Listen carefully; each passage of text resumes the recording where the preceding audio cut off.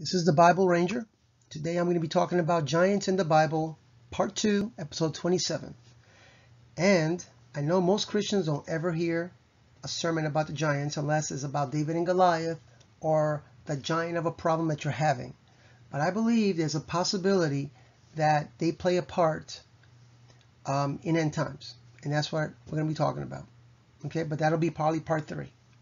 So let's go on. Angels married? And you would think the first verse that might come to your mind is Matthew 22:30, where it basically says that at the resurrection, we are not going to marry. We'll be just like the angels, where basically they're not married. And you're thinking, well, that doesn't go with Genesis 6:4, where it says the sons of God came unto the daughters of men. Because other people interpret that. There's a couple of ways interpreting that, and we'll talk about that in the number 3. But you have to realize that those are angels that are obedient and they're listening to God. And so it's true that that verse is perfect, and when everybody's listening, that's exactly what they're not supposed to do. However, the angels we're talking about, the fallen angels, they did not listen. And when they say that they're, they married these other women, it's not like a beautiful wedding that you're inviting relatives. We'll find out basically that the angels took all the women they wanted, even the married ones. And that isn't right, because they're fallen angels. Now, who's going to stop them? These fallen angels went from being spiritual form, to being physical, and now they're human. And as human beings kind of, they're going to be a lot more powerful than us because we don't have any extra powers, but they do. So, for example, in 2 Kings chapter 19, verse 35, one angel killed 185,000 men overnight. Of course, that was in its full glory. Now, let's talk about angels and demons to clarify this a little bit more. Angels and fallen angels. All right, now, in Revelations 12, verse 4, it talks about that when Satan is cast out, that a third of the stars fell. And that we all know that any scholar will tell you that those stars are represented by angels, and they fell to earth. Now in Jude 1:6, there's only one chapter, but so if I just say verse 6, you might get confused. Jude 1:6, it says that the angels left their proper domain, or their first domain, the way they're supposed to be, and they abandoned their own habitation. They're supposed to be with the Lord, and now they're on earth, and now they're not the same spiritual form that they used to be. So we call them fallen angels. However, the Bible calls both angels and fallen angels just angels. So you have to know which angels they're talking about by what they're actually doing. So we know now that angels can turn, or we've been knowing that angels can turn to physical form. And in Genesis chapter 19, a big part of that whole chapter is the story of Lot and his wife and his 2 daughters. When the angels went to Sodom, and that's Sodom from Sodom and Gomorrah, each of them are 2 different cities, that those inhabitants, they wanted those angels. Apparently they're very attractive, and they wanted to mate with them. And Lot tried to fight them, and eventually those angels made them blind, but they were in physical form. Now, a little bit about the demons. It's a little bit more complicated.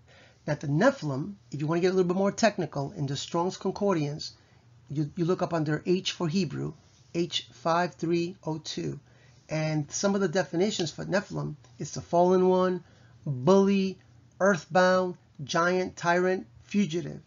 The children of the fallen angels, okay? The children, their offspring. And of course, the original offspring would be stronger than if they continue to dilute with other humans. Now, there's 2 types of demons. One of them is H7700. It's shade. It's not special. It's not spelled like that, but it's said like that.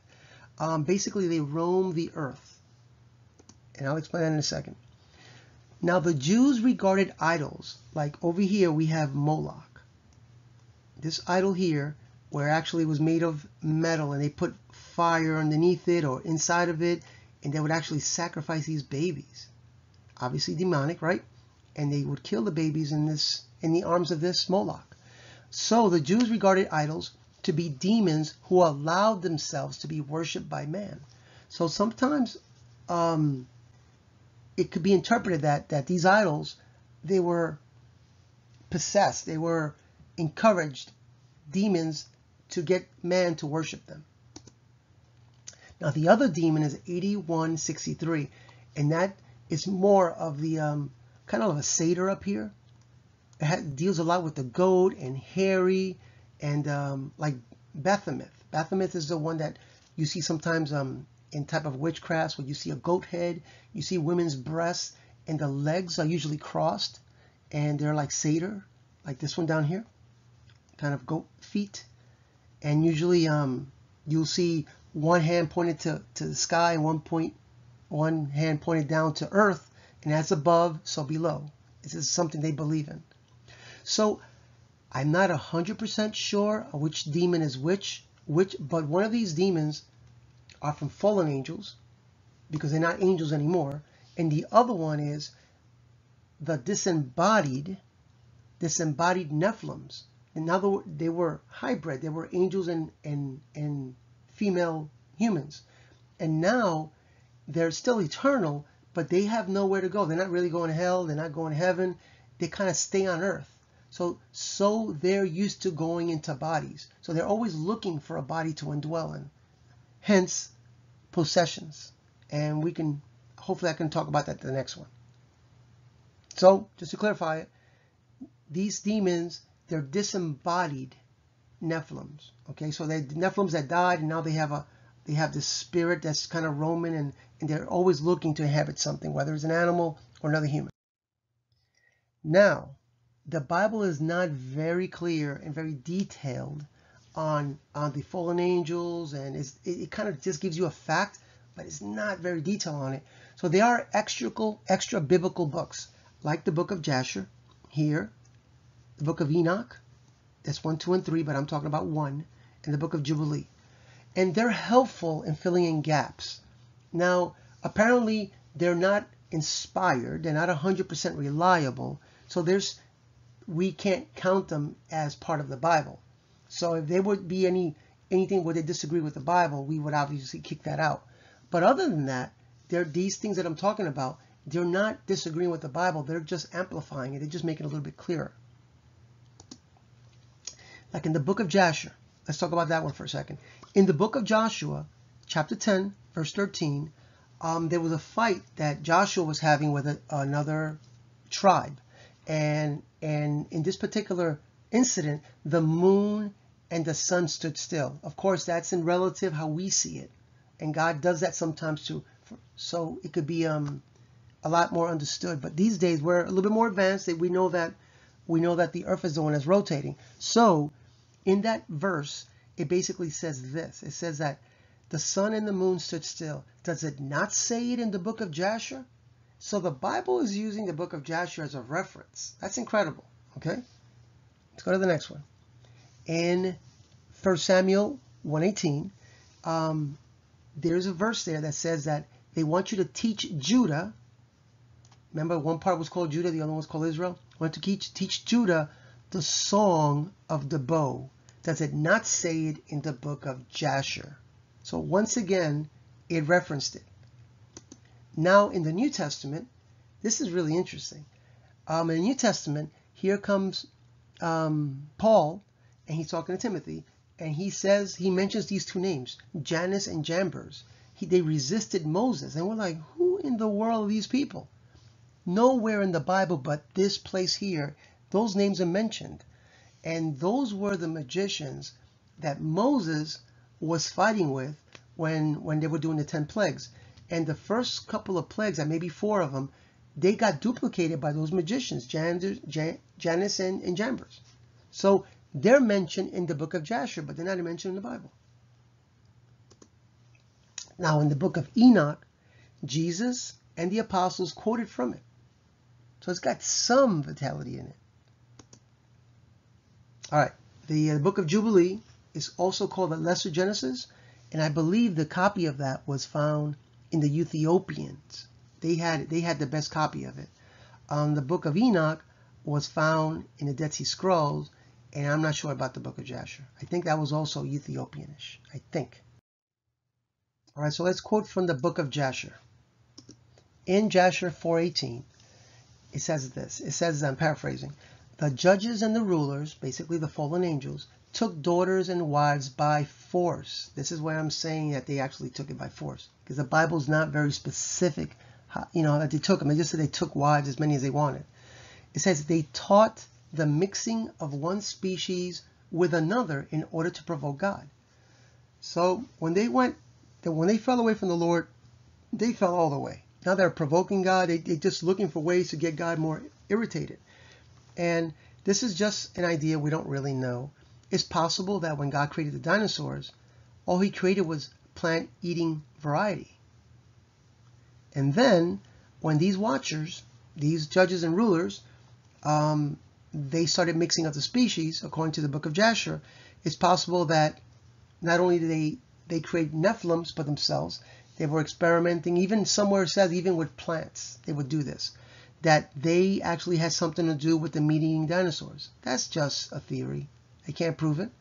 And you're thinking, if you're thinking with the evolutionary mind, wait a minute, dinosaurs don't get together with humans, that's totally false according to creation. There's no proof in evolution that they weren't together. They just say it is. However, we have stuff like this. You see this fossil here, where there's a dinosaur footprint, there's a male or a man footprint here, human. We have hundreds of these.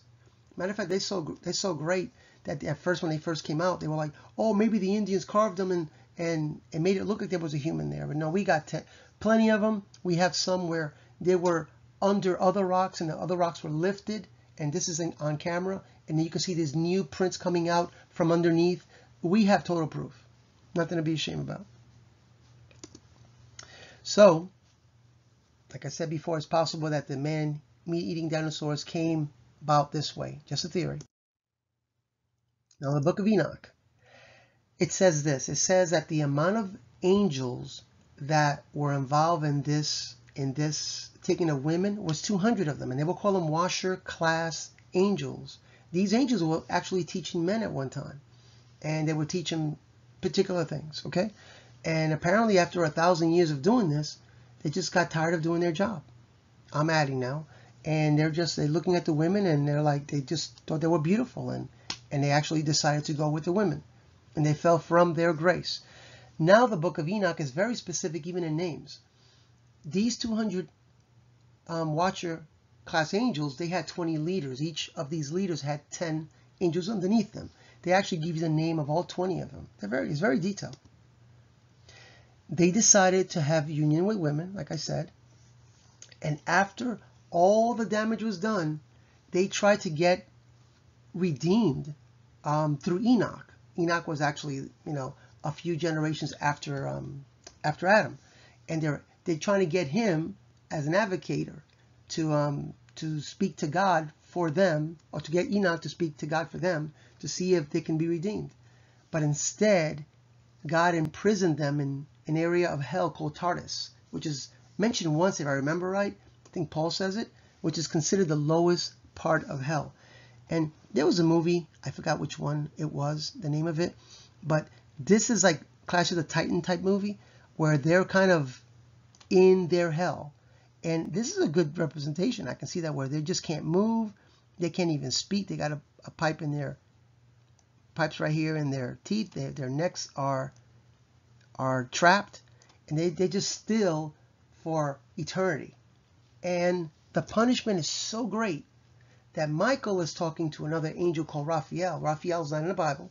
It's in Enoch, chapter 68 there, verses 1 through 4, and it's paraphrased, that Michael is shaking, and this torment of this judgment is so great and so severe that he actually says, who can endure it?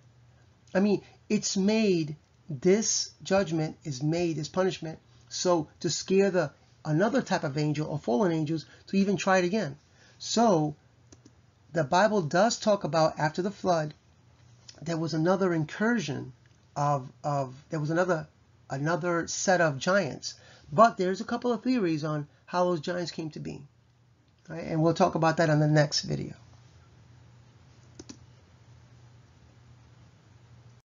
All right, any evidence? Well, there's something called the Smithsonian conspiracy, which I don't know too much about. But basically, the Smithsonian was founded in 1846, nearly the time that Darwinism came out, which is about 10, 13 years later. But this museum was already there. And according to this conspiracy, it says that an institution concealing enormous amounts of out-of-place artifacts since its founding. Now, the reason why they would have to hide this, because in evolution, things, in the theory of evolution, things start simple and they get more complicated. Well, these giants don't fit in that theory. So they would mess up the theory of evolution. So they would have to take these bones and basically hide them or destroy them or something. But there's still plenty around though. But they got the bulk of it. For example, this one is found. Look at this train here. This train is tall, and they found this mummy 100 years ago. And some places say they have 6 fingers, but I couldn't count 6 on them. But there's other pictures here. Look at this, and this type of rock granite type. Obviously a giant footprint. It's not carved. There's no carvings on it. But that probably happened in Noah's flood, and it got hard through time. And I'm going to go to the next screen, and you can pause if you want to read and look at this screen here, and you can look at this one. And obviously, this one would be a way, since these are bones here, would be where they have some meat.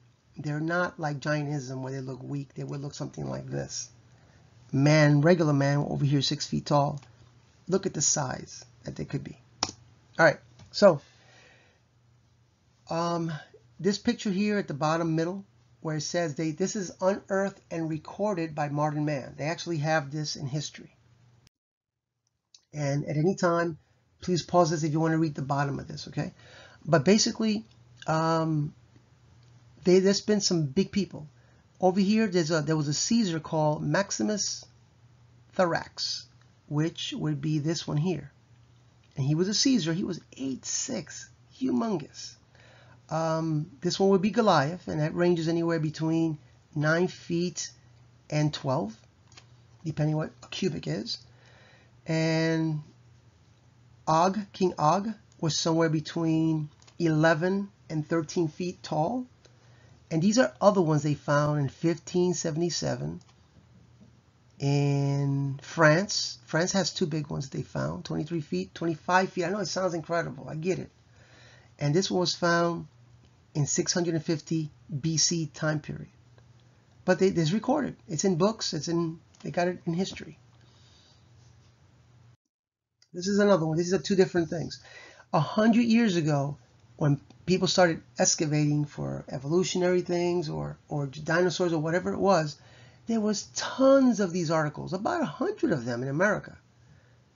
Tons of them. And these articles, I mean, look at this one. In Mexico here, they found 200 skeletons, and most of them were about 8 feet tall in height, and one of them was 8'11". Does that sound familiar? That was the size of our tallest human ever recorded, right? Remember him? We talked about him last video. And this is very uncommon. I'm sorry. This is very common 100 years ago.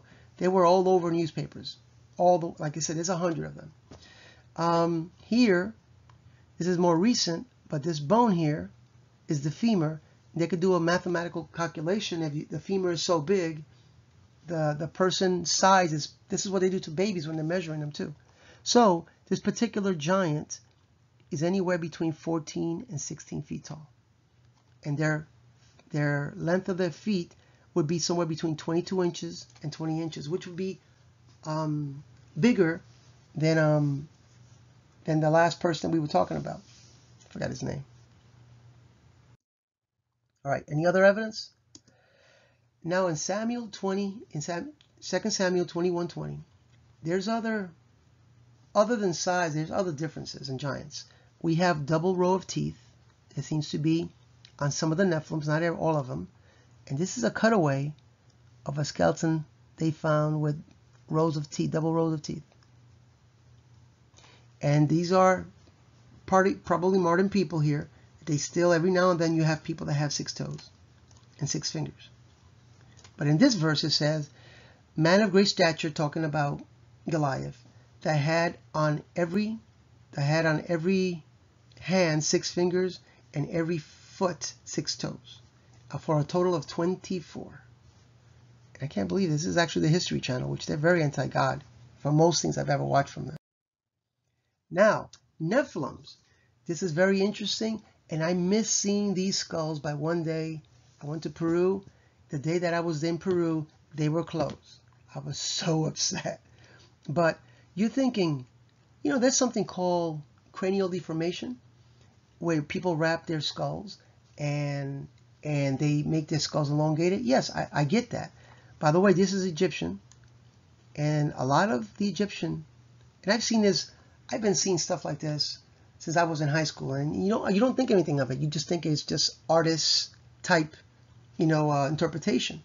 But a lot of people don't forget, they thought their pharaohs were gods. So a lot of their people that followed them did do cranial deformation.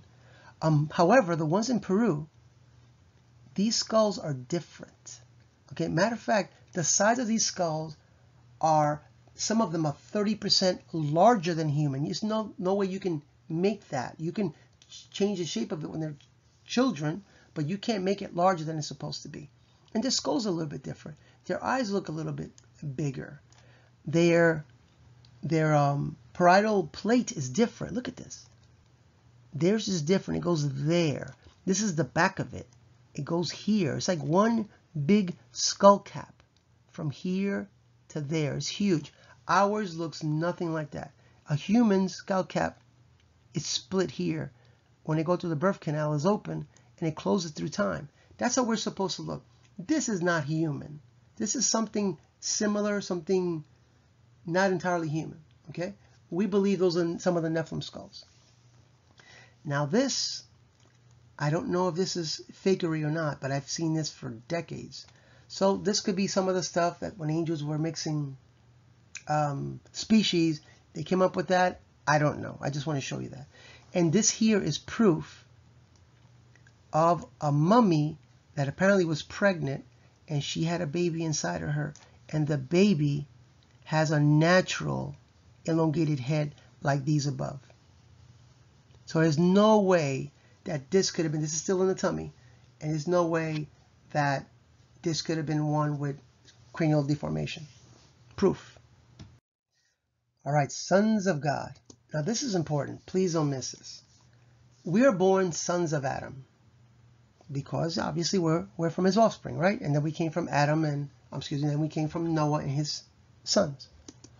However, the angels are called sons of God, not only in Genesis chapter 6:4, also in Job and other places. They're called sons of God. We know angels are sons of God.